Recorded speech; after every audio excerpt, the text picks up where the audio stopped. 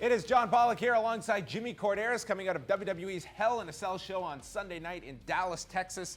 And let's dive right into the main event, which surprised some people. They did go ahead with Seth Rollins and Dean Ambrose on last. But the finish, it incorporated Bray Wyatt, some smoke, a guy speaking in tongues, and a hologram. All hallmarks of a WWE main event. Exactly. Well, I look at it this way. You didn't mind the finish. I didn't mind it because I was expecting the interference. I didn't expect it from Bray Wyatt. I thought it was going to come from Randy Orton.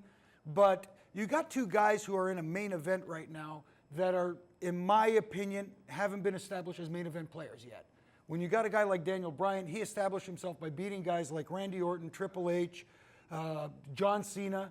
So he made it to that main event level. These guys haven't done that yet. So putting them in that spot was kind of risky. They had a good match. I didn't mind the match at all. The finish, a little questionable, but I didn't mind it that much. See, I just feel that when you have this Hell in a Cell, I think the reason this show did so well on pay-per-view for so many years was that you knew there was finality to it. You knew you were getting a winner and a loser.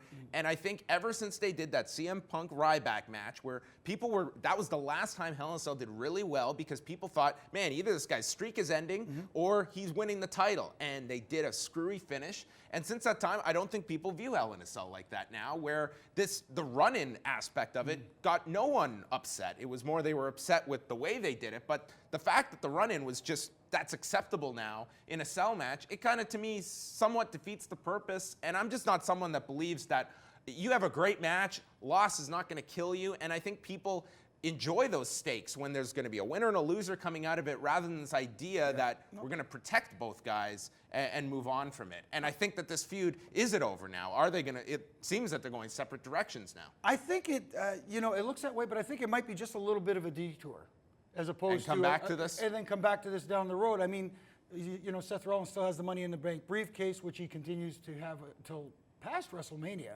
So maybe he goes to cash in, and it's Seth Rollins or Dean Ambrose comes out of nowhere and thwarts it again.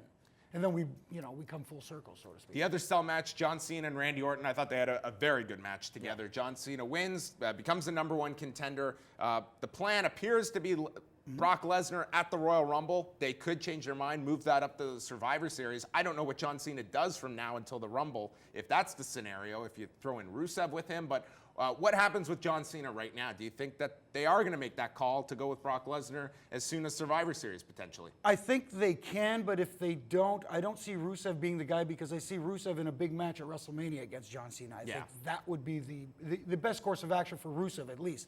For John Cena, in the meantime, he still hasn't gotten his hands on Seth Rollins, and since Dean Ambrose seems to be heading with Bray Wyatt, why not have John Cena and Seth Rollins have a little bit of a tete-a-tete until then?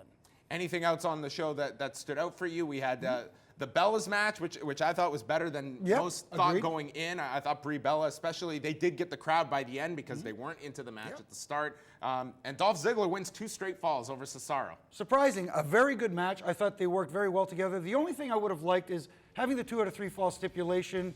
I would have liked each man having a fall apiece, adding a little bit of drama to the match and extending the match a little longer. I think they could have used a little more time. Where are your thumbs for Hell in a Cell? Actually, I'm going to say a little bit thumbs up because there really wasn't anything bad on it unless you want to say the finish. All right. I'm going thumbs in the middle, and the WWE, they will be back with the Survivor Series Sunday, November the 23rd. For Jimmy Corderas, I'm John Pollock, and we will chat with you next month ahead of Survivor Series.